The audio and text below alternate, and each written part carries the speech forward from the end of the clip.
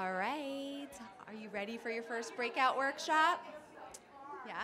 Can everybody hear me okay? I usually have like the mic like this versus like this, so you can yell at me anytime I go like this if you need me to hold it up. I'm Joan Kuhl. I am the author of Dig Your Heels In, which is coming out next month, so I'm so excited that we got early copies for all of you. I'll tell you a little bit about it, but I'm also really, really proud to be a SheBelieves champion. So I've been working with U.S. Soccer and the program for about a year, and this is a special day. I know that Safra said downstairs how, and Allie too, how proud she was of all of you for making the choice on a Saturday to invest in yourself, right? I mean, it's a big deal. There's a lot of things pulling you in a lot of different directions. So my workshop for you today is under the theme of community. And you're going to see this theme of the 3 C's throughout the day: career, confidence, and community.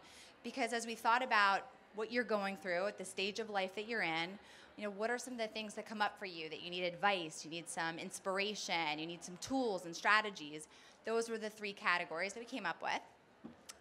So community to me, I think, is so important because if it isn't obvious, this is all about women supporting women. This is all about helping you achieve your dreams on and off the field, no matter what they are, but you helping each other get there. So I want to talk about that with you. I want to give you, again, some tools and some advice and some strategies, but I will also want to hear from you. So the first thing I want to ask you is raise your hand if you know the person sitting on both sides of you. Raise your hand if you know the person sitting on both sides of you. Okay, so there's only going to be a couple of you because I know some of you came along. I mean, really know them really well. Okay, if your hand is raised, you have to move and swap with somebody that you don't know as well. So the idea is by the end of this workshop, I want you to get to know some new people. I know that that can be scary, but I promise you it's going to be a lot of fun. Okay, so hands raised. If you know the people next to you, slowly stand up. If you're absolutely petrified, you don't have to do it. This is not forced, but maybe swap with somebody else with their hand up. How about this table back here? You want to swap with that table? You have all day to be together, I promise. Okay, so as I mentioned earlier, I'm going to give you a preview of some of the things that inspired me to write Dig Your Heels In, which is really a book about giving you the courage to stand up and speak out and to really be an advocate for change, for women to get what we deserve professionally and personally too. And so there's a lot of stories of trailblazers, both women and men, but again, like those really relevant stories and tools. So we're also, speaking of tools, have any of you ever read the book Lean In or heard of the book Lean In, Sheryl Sandberg? So I've been working with the Lean In organization because I personally, at a very pivotal time in my career and my life, I was like 7 months pregnant with my first daughter. I'm the mother of 2 girls. And I'm a board member of an extraordinary organization called Girls Inc., and a lot of our community is here today too. But I started one of these lean-in circles, and it taught me so much. It's basically a group of 8 to 12 women that get together once a month, and we talk about what it is that we want, what we talk about our challenges. And so having that community, a safe, trusted environment, did a huge amount for me in terms of my courage and building endurance to go after the things I wanted. So they have this new tool called the 50 Ways to Fight Bias. It's this card deck that talks about some of the most common scenarios that we find ourselves in where women get the raw end of the deal and what we can do to really stand up in those situations. So I'm going to experiment with a little bit of those today too. But here's the icebreaker. This is kind of why I wanted you to sit differently together. I want you to use the first letter of your name and connect that to a passion, an interest, a dream, something that you have that like brings out your vulnerability. You know, instead of just saying name, rank, serial number, I'm Joan Kuhl, I'm a sophomore at the University of Pittsburgh. You know, be able to say your name and something that you really care about with a partner. So you guys are gonna have partners. So my example, I'm Joan Kuhl. My first letter of my first name starts with a J. And I want to encourage and inspire women to not jump ship, but to dig their heels in and get what they deserve.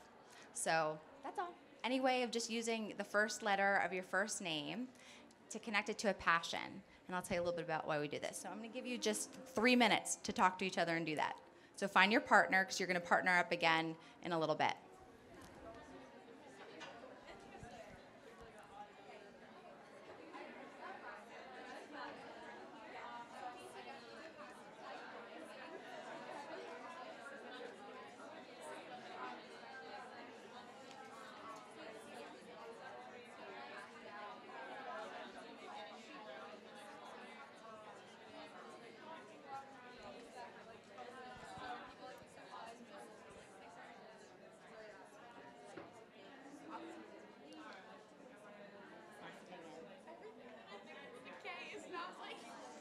I know, it's hard. Sometimes letters like that, but you're good. And just like work that into the sentence. No, or kind, or, yeah. So what's your first name? Caitlin, okay. No, my brother went when he was younger too. Tell us what your passion or interest is, and then we'll help you. I guess it's just kind of like not being afraid to try new things. I love that. So that's courage. You know that you have the courage to try new things. Done. So well. And what did you share? I'm Madison. Yes. My passion's like making business opportunities accessible to more people and like feel like they can achieve I that. love that. Very cool. All right, we're going to bring that to light. Thank you, Madison and Caitlin. Did you guys do okay with this one? Yeah. Anybody want to tell me what theirs was? So, like, what context? Like, one of the applause or? You're good in 3.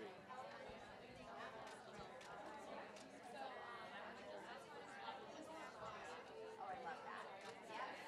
That is one of the things that Steve has a team is to stay focused on good enough. You have enough of what it takes to you're in like Just Do It headquarters.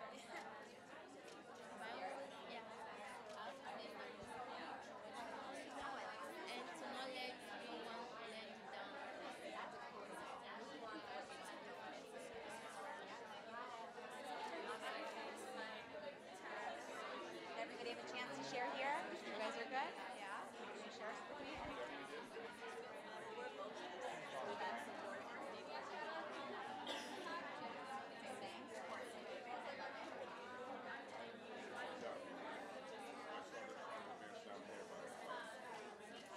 Love that. You know what I found in this group is that people get really comfortable with their network and they're scared to break out and go to something like this and not know anybody. So that's a good one. I'm going to call on you. What's your first name?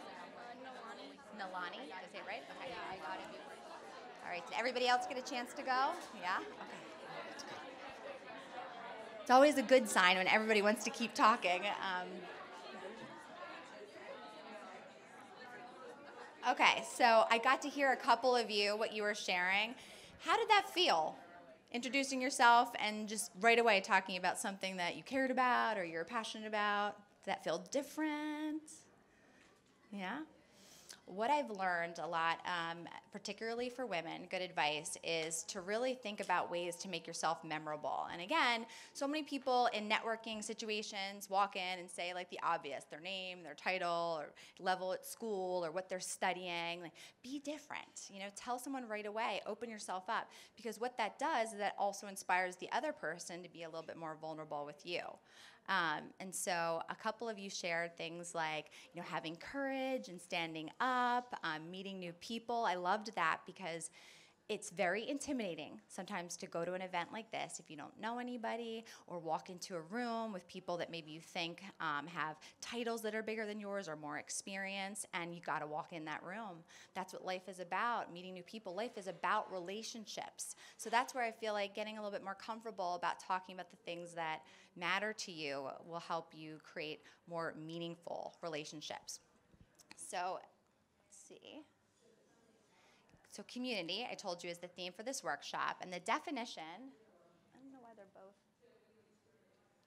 The definition is a community is a group of people in fellowship with others as a result of sharing common attitudes, interests, and goals. So I want to ask you, the first step in this workshop is, what communities do you currently belong to? So that could be things like a student club. It could be a sports team. It could be a religious affiliation. It could be something you still belong to from an earlier time in your life. Anybody want to give me some examples of communities you belong to in the back? And can you stand up? I don't want to put anybody on the spot, but I'm trying to encourage the courage in all of you, and tell me what your first name is. Cheyenne. Luminary. What does that mean? Oh, Kate. Of course. Of course. It's the coolest thing. Tell everybody about it.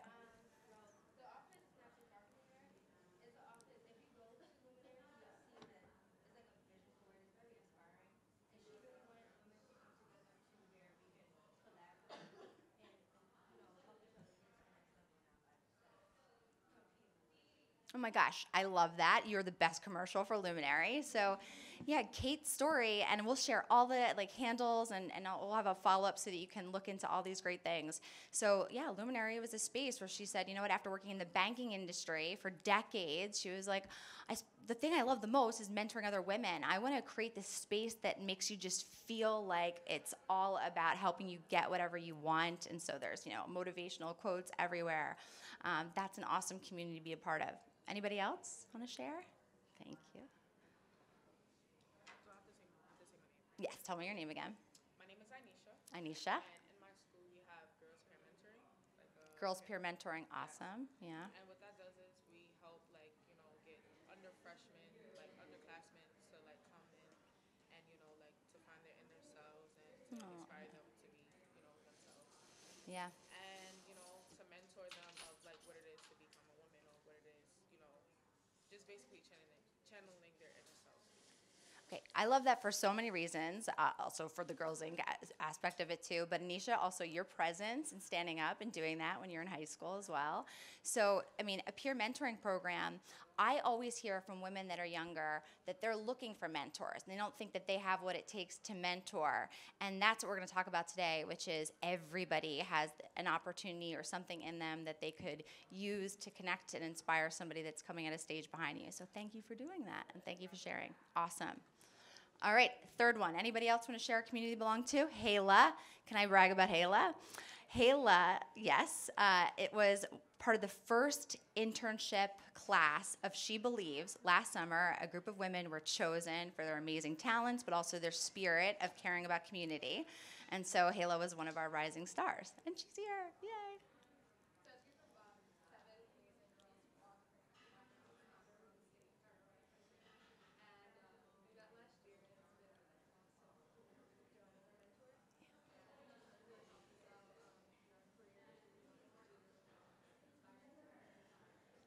Was that the community you're going to talk about? Yeah. Yes, okay, good.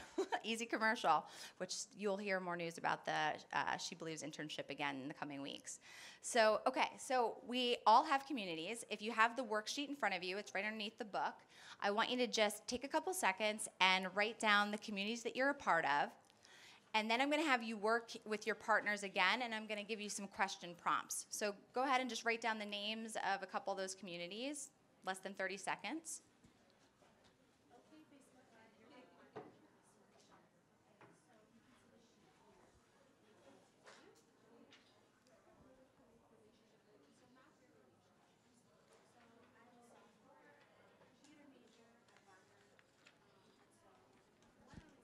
While you're doing this, I wanted to read a quote that I found that I really love. You heard Safra talk about, her being one of the trailblazers in computer science.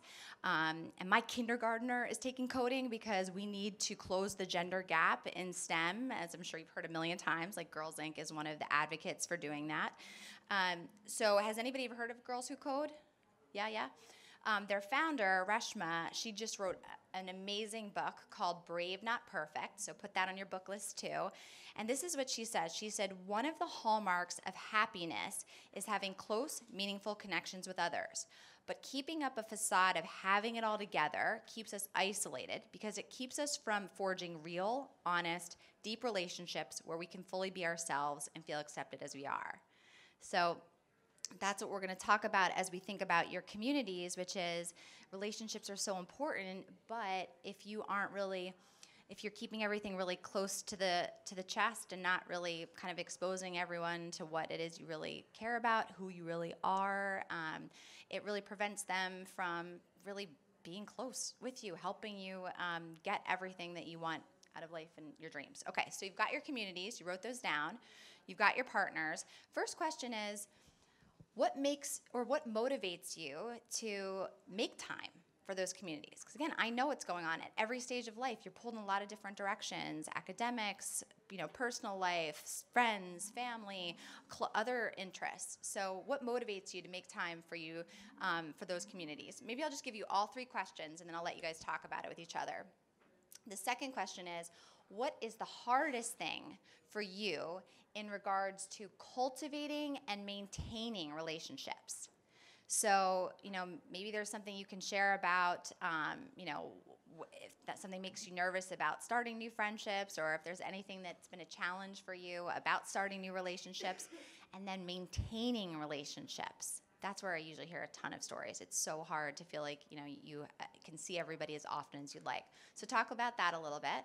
And then the final question is, where do relationships fall in terms of your priorities? Okay? So I'm going to give you about 5 minutes to talk to each other. You don't have to go in that direct order. Just, talk in general. Maybe share a little bit about those communities and those questions.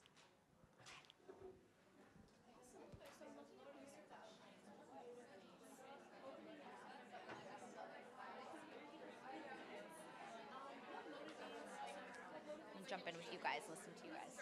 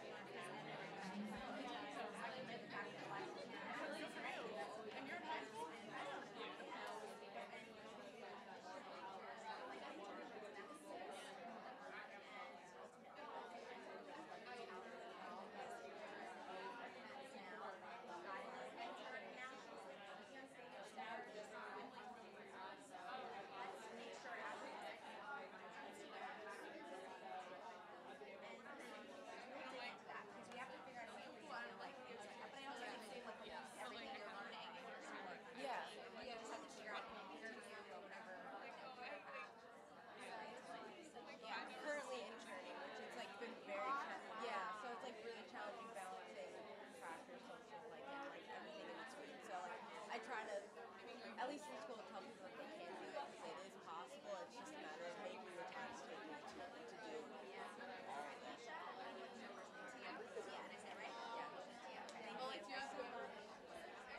Okay, again, I love it that everybody has lots to say. I'm going to pull you together so that I can hear a little bit from everybody.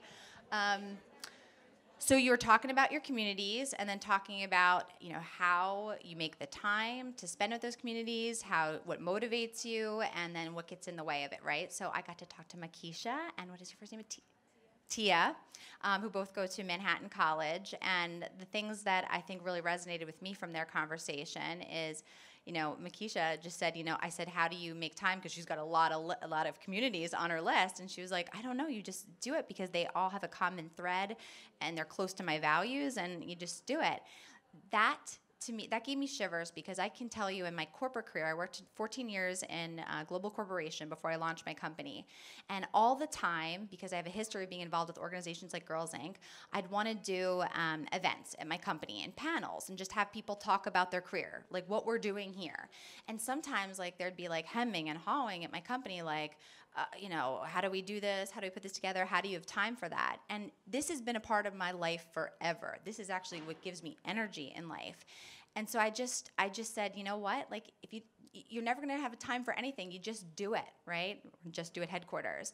And so the earlier that you recognize that you don't have to be perfect, it doesn't have to be perfect. You're not held to some standard that you have to see everybody X amount of minutes, X amount of hours a month for you to have a solid relationship. Just do it. And having those common threads, I think, does give you a little sense of security. And then Tia was just talking about being a student athlete, which I admire so much in college.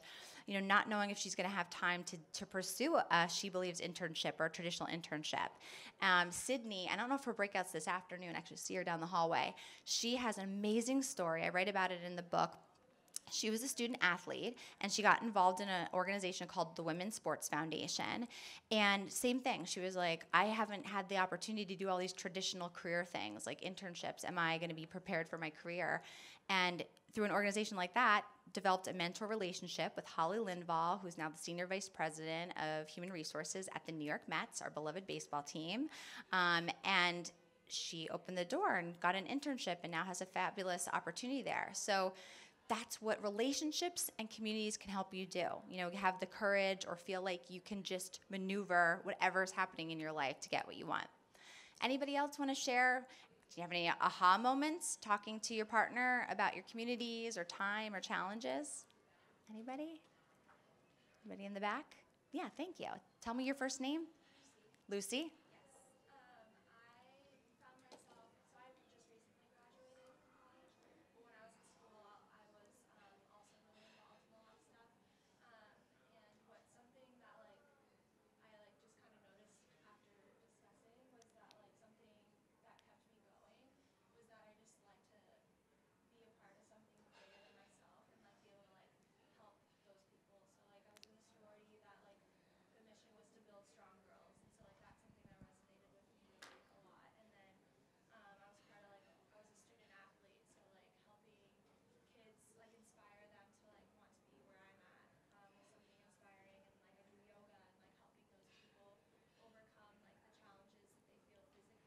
Yeah. Yeah. That was awesome, Lucy, because there's a couple things that you inspired me in saying that. One is sometimes when we're in transitions in our life, like you're going from college to your career, or you start a new job, or whatever is going on, something personally is happening in your life. Sometimes other things do have to fall to the wayside, right? We get so hyper-focused on that transition. Don't forget the things that give you energy. Don't forget that being a part of those communities that give back, give you confidence, right? Because Lucy, you doing things with kids that are younger than you, it gives you some jump in your step where you're like, okay, I'm doing this. There's somebody that's out there that can look up to me, even in moments where we don't feel like we have it all together. So making that time is so important. I got my MBA at night while I was working, which I would not advocate for, but whatever. That's what I had to do because I wanted to pay the bills, advance my career, and I went to school at night for 6 years. And when I stopped, my boyfriend, who's now my husband and father of our children, it was his idea. He said, and I didn't know if he just wanted to keep his Wednesday nights to himself, but he was like, you should just keep one of those nights that you used to be in night school and do something, like continue to develop yourself. Like take that time, don't let that get, because it gets sucked away, right? So now I pass along that advice that is whenever you're making transitions, just make sure that you think about how much time you have and just put something in there that reminds you, because it's for you too. It's a two-way street. I think that you said that as well, right? There's a mutual benefit in these communities. Anybody else want to share? All right, so moving on from the next step is this ethos I talk about of lift as you climb.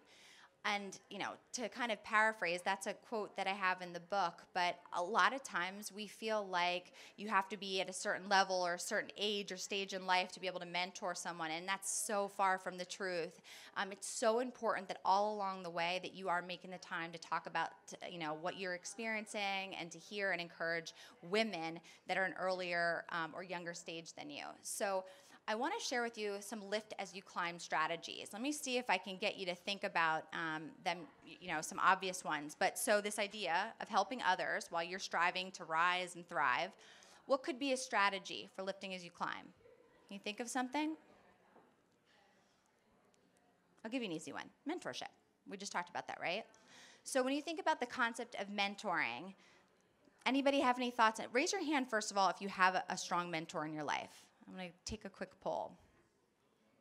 This looks about a little better than the average. I'll tell you what the numbers are in a minute. So mentor and mentee relationships. Anybody have any thoughts? Those of you that have a mentor, anything you want to share about why that helps you or how that contributes to your life? Yes, go ahead. Tell me your first name again. My name's Gisela. Oh, go ahead. Oh, good. My name's Gisela. Gisela. And my mentor is a family friend. She works in finance. Okay. And throughout our relationship, I always knew I wanted to go into finance, and she actually went to law school and just ended up in finance by chance. Wow. We heard, yeah. Yeah, just like Safra, yeah. So it all started when I was very young. She was actually going to law school, and I would always go over to her house and ask her what are you reading so much, Yeah. And that's how my interest started. Wow. And now I do come from a very non-traditional background. I haven't had an internship. I went to community college. I didn't go to high school here in the United States. Wow. I just moved here 3 years ago. Wow. Okay. Wow. Yeah, so it's very non-traditional, Yeah. and I feel like maybe sometimes I'm behind my peers because I haven't had an internship, haven't had a job either. Well, now I do. Yeah. So she's always reassured me you don't need to have that. Sometimes being non-traditional makes you stand out, and you have as much experience as other people, but from different backgrounds. Yeah. So it's just very valuable looking up to very strong women. She was the first Latin American woman to become a senior partner at her firm. That's a big deal. Yeah. So Yeah. it's breathtaking. Just talking to her, and Yeah. you get to meet other people. And now I kind of try to do that as well with either my younger sister or her friends. Even though I never played soccer, all my Yeah. little cousins do play. So I go to their Oh, they're going to think you're the coolest for being here, right? Yeah. Oh, yeah. I told my aunt and them, and they're like, why didn't you tell us? Oh, my gosh. I was like, I didn't know. Yeah. So just always helping others, even though you don't feel like you have the expertise, sometimes just goes a very long way. 'Cause Yes. everyone needs to be reassured that Yeah. they're doing the right thing. Oh my gosh, so many things I want to pick up on your amazing story. So thank you for sharing. Is that relationship, mentor and mentee, is a two-way street.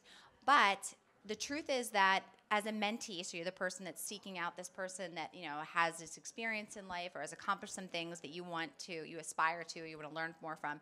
You do have to do 80% of the work in the beginning, right? Because if and that comes down to just kind of scheduling or keeping up with them or trying to, kind of initiate the conversation. But it is mutually beneficial. I'm sure she gets so much energy and just, a fresh outlook on perspective on things talking to you from, your journey itself. So mentor-mentee relationships are a two-way street. The other piece of it as well is that it doesn't have to be this calculated thing, right? People just listening to each other and sharing their stories does has a world of impact. And this whole idea of I don't have the traditional path, we've got to disrupt that. It's such baloney, and a lot of it is biased by gender and all sorts of other things. So that wherever your journey has been, whatever got you to where you are today, everybody deserves to hear about it. Everybody deserves to feel like anything is possible, and that diversity of perspective and that journey and what you bring to the table has been proven over and over again in data to bring in more innovation, higher profits for companies. So diversity matters, and breaking through and not everybody being cookie cutter, wearing the same things, doing the same things, talking about the same things. Okay, so we talked about mentorship as a lift as you climb strategy. Another one is actually called amplification. Has anybody ever heard of that, amplification? Finesse. So Finesse is my amazing Dig Your Heels in Book Launch intern. She's a student at Barnard College and all sorts of amazing gifts of singing and acting and stuff. So what is amplification, Finesse? This will test my teaching skills.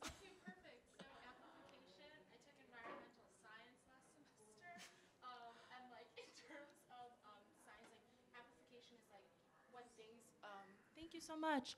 So basically, I'm going to assume that in this context of like community, that amplification is not necessarily like growing over time, and like I wouldn't say totem pole, but the higher up you go, gaining more people and bringing more people with you. Is that what you're it is? getting there? Similar? You're getting there. So I'm going to give you a really simple example of it. Amplification, when it comes down to community for women, means that if you're in a group or a meeting or a setting like that, and a woman says something, a good idea, a friend, a peer, a colleague, speaks up, shares their idea, that you reinforce it. You amplify it. You say, like, that was a fantastic idea. You know, I hear you, you repeat it, and you give them credit for that idea. And the reason the amplification is so important is because has anybody ever seen women interrupted in meetings, right? Or somebody talks over them, or a woman says an idea and then like crickets, and then 5 minutes later a male says the idea, and all of a sudden there's an outburst of conversation. Amplification is a lift as you climb strategy, and it's also easy, right? It's a way for you to just like cheer on and celebrate and recognize one of your peers. Another lift as you climb strategy is feedback. Feedback, I believe, is one of the things that holds women back in everything they want in their career and even in their life too. So what I know from research is that only 12% of women are satisfied with the type of feedback they get.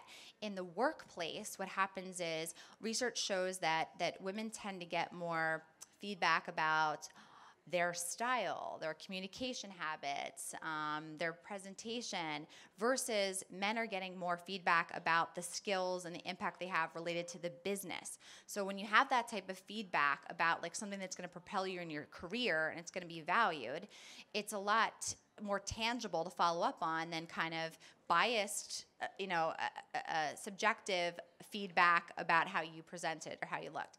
Anybody ever experience anything like that? Any feedback situations? Well, on the other side of it, so lift as you climb, is it's really important for you to give your peers feedback, right? Even like your friends, and be a sounding board, and for you to solicit it. So even at, when you're in school, let's say something you want to work on, a dream that you have is that you want to be able to do stronger presentations, you want to speak more, or you want to go to a networking event. So maybe you look to a friend or a peer and say, can you give me some feedback on my presence, my posture, things like that, and be able to give each other that feedback. Just don't always say things like, you're doing a great job, I think you're awesome. We have to learn to be more specific with feedback for each other and then solicit it for ourselves too. Okay, so that's feedback as a strategy, and we're going to have time to experiment and talk about these. Well, the last one that I wanted to actually talk about is role modeling behaviors. It is so important to role model behaviors like accepting compliments. How often have you ever been in this situation or seen other women where someone says like, yo, you look great, or you look, so happy right now, or you look great in that top, and everyone's like, oh, no, you deflect the compliment. Women do that a lot of times, and that's not good modeling for our girls, and it's not good modeling for each other. So also role modeling things like taking credit and recognition. Like somebody says, oh, wow, your team really knocked it out of the park. Like you had such great results. Like, you led them. Oh, it's not me, it's the team.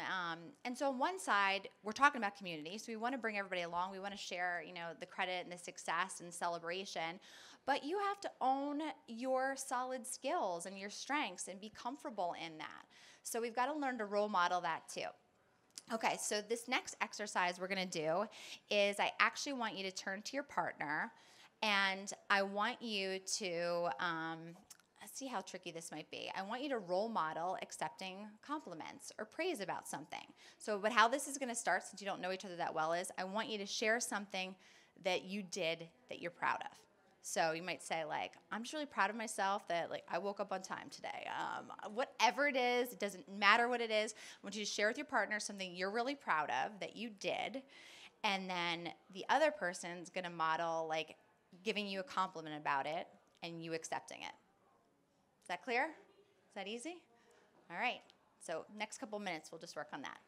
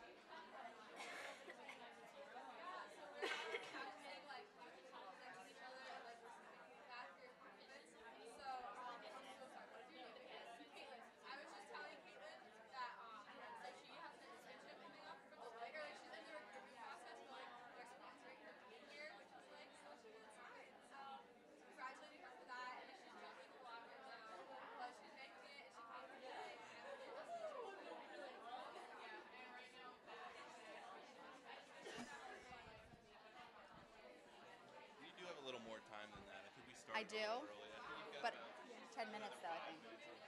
Oh, okay. All right. This is one of my favorite parts of it, so I hate cutting this short. But I hope that, does this feel like a new tool for you? I got to talk to the group in the back, but just think about the steps of what we did. You turned to someone and you said something that you're proud of, and that person listened to you, and then they turned around and told you like how great that was, and complimented, gave you recognition, a spotlight. That's not hard. You don't need a superpower to do that. You don't need massive resources. And now this is a tool in your toolkit so that you can go to your friends and you can do this. You can do this like for somebody you're catching up with that haven't seen for a while. Just stop and ask them that question. Anybody else want to share? I've got to hear the back of the group. Well, how about this? Go ahead. Yeah, thank you. Tell me your first name again. Shauna.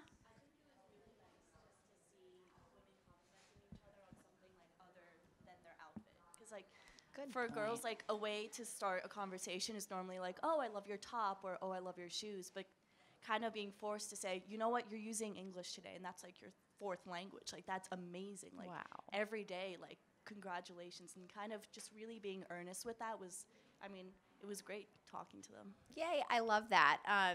That is so true.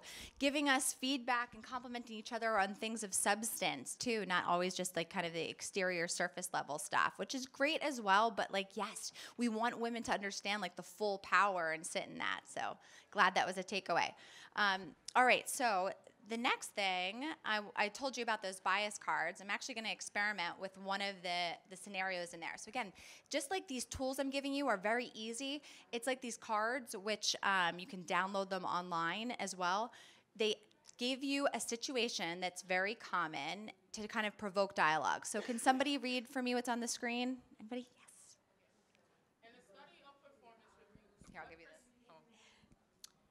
In a study of performance reviews, what % of women receive negative feedback on their personal styles, such as you can sometimes be abrasive? And what % of men receive that same type of feedback? Okay, so before we answer this, part of this Lean In series is about bias. It teaches you about the most common types of bias. And the likability bias is one that significantly holds back women. And it says the likability bias is rooted in age-old expectations. We expect men to be assertive, so when they lead, it feels natural. We expect women to be kind, communal, so when they assert themselves, we like them less. How fair does that feel? Not fair at all, right? Last thing I want is for my daughters to grow up and have that bias around them. So knowing that, what's your guess? What do you think the percentage of women that receive that feedback is versus men? Shout it out there. What percentage of women? 90 and 10, right? Is that what you said? That's pretty good. So the answer is still rough. 66% of women get that feedback and 1% of men. So that's the point of having a dialogue about this. Listen, we are all about equality, and feminism is about everybody having access to equal opportunities. It's not one is better than the other, but this is where we need to start. We need to know what's holding us back, and it's the language, it's the stereotypes and the bias sometimes we have in our head. And so going back to that tool of role modeling is that if you're in a meeting or you're in a setting or you're in your communities and you see a friend or a peer, speak up or stand up or do something, and if you don't see her being treated the same way or seeing her being regarded or talked about differently than they would of a male colleague or peer, speak up. Say something about it. Is this just like my buzzer that I'm going over? Sounds like a phone. I've never had that before. Okay, I wanted to share these stats. This is why this is all important. So 9 out of 10 women, and when we talk about relationships, that's the core of this, say that they don't have a sponsor in their career. And I could spend a day teaching you about sponsors. So stay in touch, and they will definitely, I'll put some stuff out about this. But 9 out of 10 women say they don't have that person that's in a position of power and influence to help them open doors and launch their career. Second, 7 out of 10 women say they don't have a mentor. And that's why I said when you raised your hands, that's what it kind of looked like in here. Everybody should have a mentor. Everybody should be a mentor to somebody. And then finally, 6 out of 10 women today are saying they don't have role models. Well, you are in the place of role models, right? Today, you've got so many amazing women on stage, all the incredible women behind the scenes that work for US Soccer, that pull off SheBelieves, and what you can do for each other, like you did today, right? So let's change that. That's really one of my biggest goals with Dig Your Heels In, is we want those numbers to completely be disrupted. So I want you to think about, in relationship building, I just want to share these 4 areas to think about. So it's a two-way street, but good relationships, meaningful relationships, have 4 important elements. One is trust. So to get someone to be able to trust someone, they have to trust you, right? So that's, again, a little bit of then the third piece, which is vulnerability, kind of showing your true colors, telling what's on your mind, being honest with them. Remember this thing about feedback. If they're going after something and you think it's a pretty high hill, doesn't mean you don't want them to go for it, but you want to talk them through it and say, hey, like, I want you to achieve that goal. It's a huge hurdle, and I want to help you get there. Here's some of the things that I think would be great for you to work on. We've got to be able to talk like that to each other. Access is a big part of relationships, is just, being able to get to that person. So many young women tell me that they're nervous to contact someone they look up to, and they're intimidated, right? How many of you are on LinkedIn at this stage in your life? Oh, that makes me happy. I hope you all get on LinkedIn. LinkedIn is a huge proven vehicle for connections right now. But so many people are scared to, like, I call it study the stars. You just, go in there and put a bunch of different characteristics, and all these amazing people pop up that have these cool journeys you can study. And then I say, connect with them. And everybody usually in the setting says, but then they know you're looking at them. Who cares, right? That's totally complimentary. And, you have to take the first step. You've got to just send the note, or, write the email, or knock on someone's door and ask them for time. And then yourself be accessible as well. My quote is, who you know gives you power. You've heard that before, right? Like, who you know gives you power. But how well they know you is what's going to open the doors. That's the vulnerability. How honest you are about what you really want, what you really are excited about or interested in doing, is what's going to really make things happen for you. I'm looking at my time. These are some of the key roles. And so quickly, on the back of your sheet, there's some space. We talked about your communities.